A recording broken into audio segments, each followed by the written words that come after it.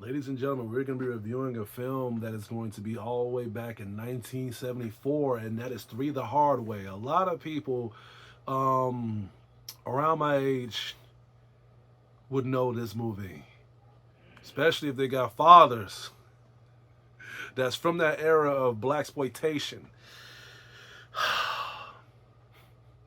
Three the Hard Way is a 1974 action black exploitation crime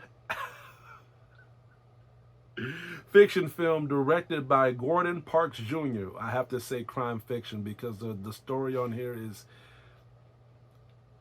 is out this world. This film stars Fred with this film when I was a kid.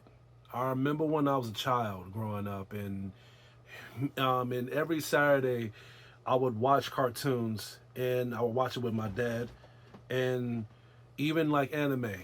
And one day he like gave me a very very like tough conversation. He asked me to pick three of my heroes, like fiction heroes, and I told him one is Spider-Man, it's Goku, and it's Batman. Those is my main three superheroes of all time. My father laughed at me. And he told me, let me show you my three superheroes. So he popped in Three the Hard Way. And his three superheroes was Jim Kelly, Jim Brown, and Fred Williamson. Do you know what that movie can do to a kid? And I remember how wild, how wacky, how over the top, and just how mind blowing Three the Hard Way was. And my father said the same thing. He told me this movie blown him away when he was a kid.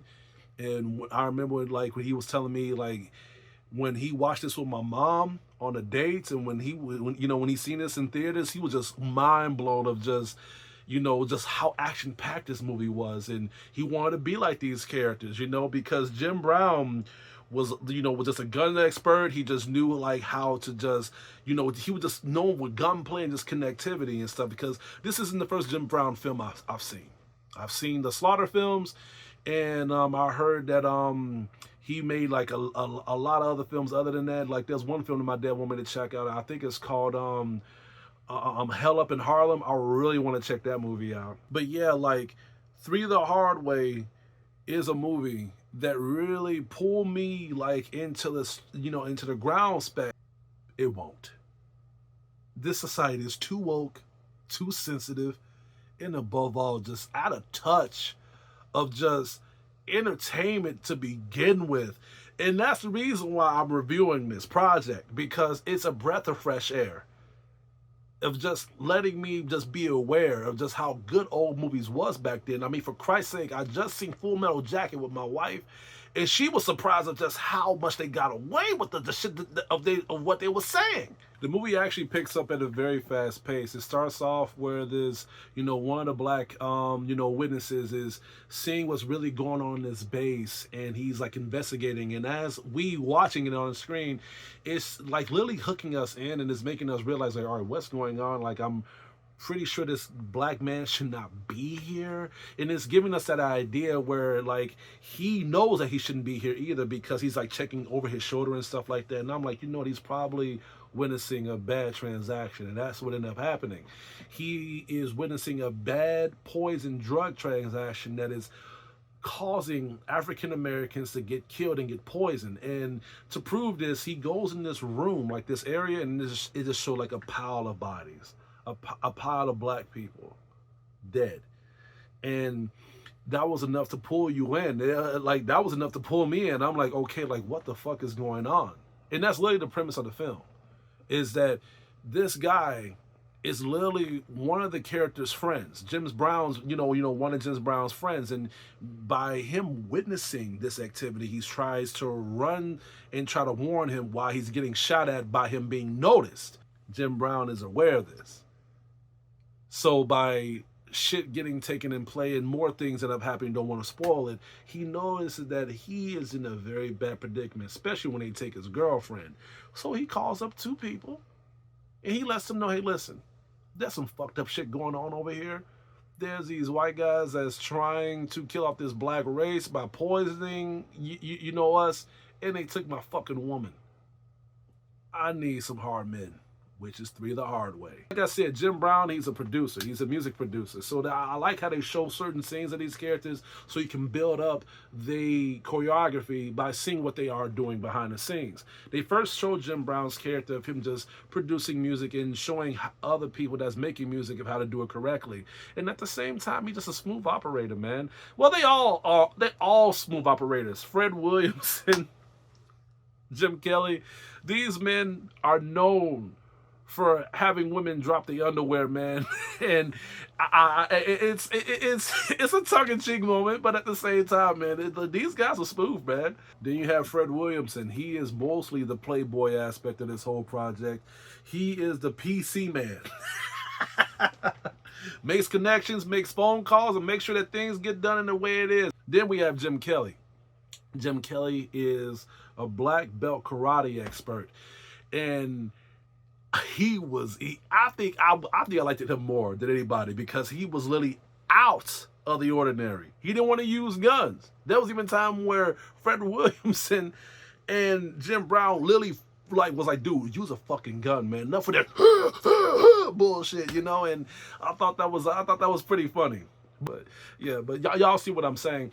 And by this movie being made in 1974, by me being very entertained now, I kind of want to relive those moments back then where this shit was like when I witnessed this for the first time.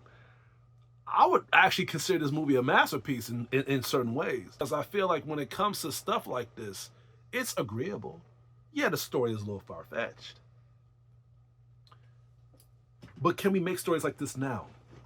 No, we cannot. I think the closest we ever had where they pulled a risk like this, and even this was controversial, was Sinners. And they even held back. Hollywood would never, ever make anything like this. They won't. And that's the reason why characters like Jim Brown, Fred Williamson, and Jim Kelly are well known today, because they are known by making films that really that's a big eye-opener to the blaxploitation of entertainment. And I have to give them kudos for that. In fact, I think that majority of their films needs to be watched, needs to be praised, and it needs to be mentioned. And I might even do more reviews of films like this. Overall, this movie I don't have no flaws at all. This is a movie that makes me be grateful that there was actually movies like this. Because, again, you look at these modern movies now, you can see how censored shit is. And just how the creativity is beginning to, well, it is more than begin, it's happening. How the creativity is beginning to go through, is getting thrown out the window. That's the reason why a lot of sequels and a lot of remakes are not better than the original anymore. Because they cannot go over that lap of creativity, because they can't go over that risk ratio. But 3 the Hard Way, I guarantee you, if they remade a movie like this, they will not be this risky. I'm going to have to give 3 the Hard Way an A+.